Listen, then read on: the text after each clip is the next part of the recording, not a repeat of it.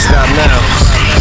This may be the last chance I get to be famous. Dream of trading places. I have been changing faces.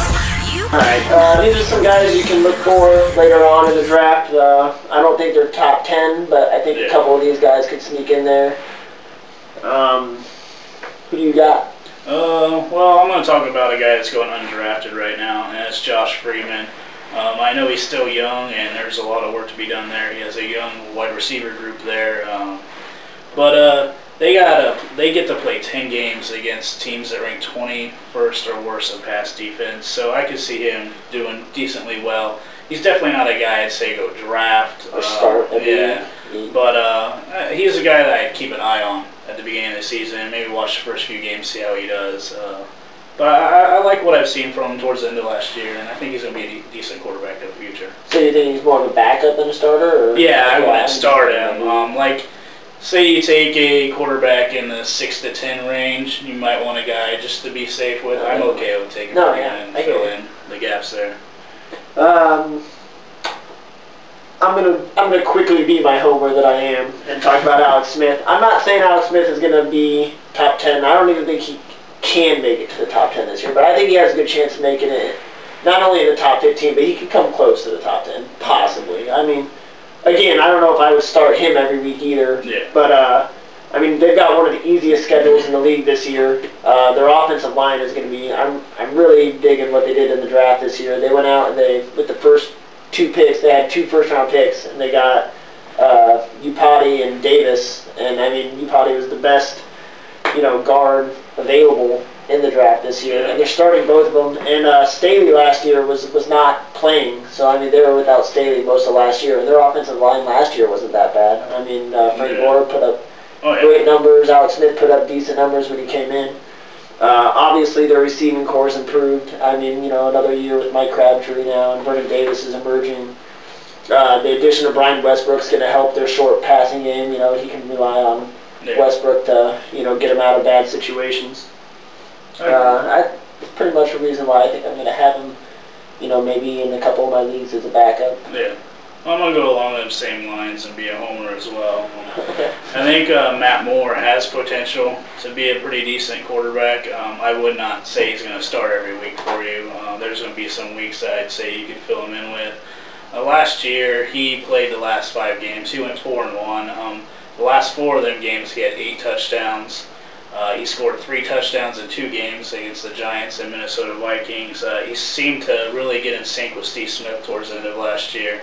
And if he could connect with Steve Smith, I think he could put up some decent numbers. And they do have a pretty heavy run game over there, but I do see Carolina throwing the ball a little bit. Well, that opens up their receiving. And then everyone's talking about Carolina's defense not being as good as it was in years past. Well, if you're really going to think that, then Matt Moore's going to have to throw the ball. Yeah.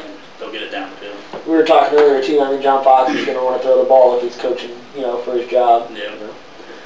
Let's see here. I'm also keeping my eye on Chad Henne. I mean, he's getting a lot of hype. This isn't a guy that no one doesn't know about, but I'm kind of buying into his hype. I mean, you can get him in the 11th round.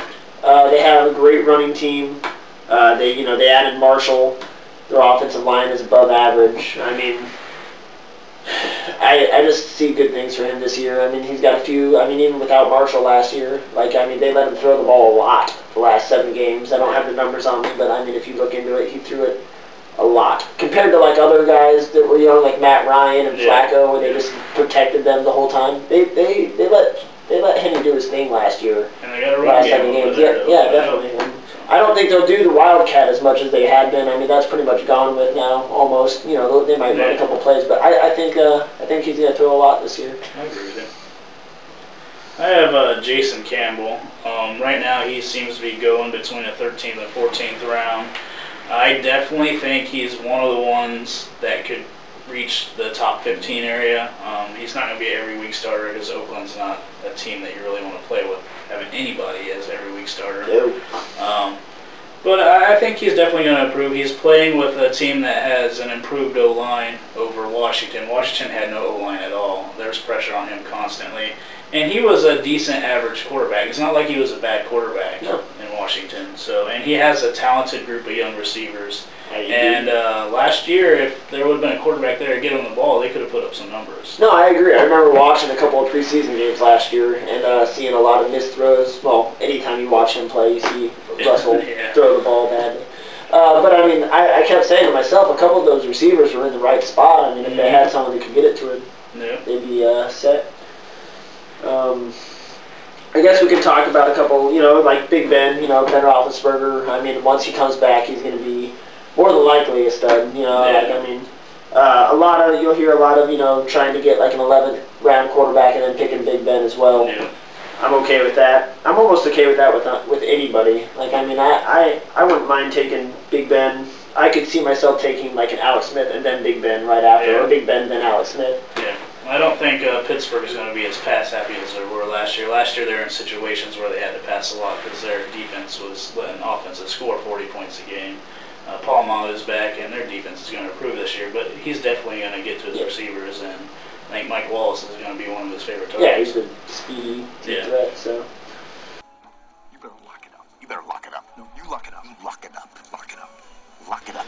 Okay, timeout. I know I'm a homer with Alex Smith, but kind of stretching with Matt Moore. What's wrong with Matt Moore? He's got the weapons. Well, neither of us have talked about Matt Ryan yet, and I'm not like super sold on him, but he's better than Matt Moore. Matt Moore was 4-1 in the 5 games he started. I don't see Matt Ryan out scoring more this year. Barring injury or him being put out of a game, Matt Moore's going to outdo Matt Ryan. I'm like baffled here. I'm sure they all are too. Well, yeah, because you're saying Matt Moore. Trust me. Trust you? I'm not going to trust you. I completely disagree with you. Well, I think this is going to have to start a new segment. Well, let's lock this up here. Let's write it down. Putting down Matt Ryan. You're putting down Matt Moore. Matt Moore. Matt Moore. Matt Moore, Steve Smith, best combo. Matt Ryan, Roddy White. Yeah. Better combo. I don't agree. Steve Smith's old. He's getting there. Lock it up. Let's lock it up. You dream of trading places. I have been changing faces. That does it for this week's show. Stay tuned next week. We're going to go over a bunch of players to avoid, and we're going to give you guys tips on how to throw a pretty awesome draft party if you're a commissioner looking for ideas. Email us questions at fantasyfootballmayhem@live.com. That's it. Be careful what you wish.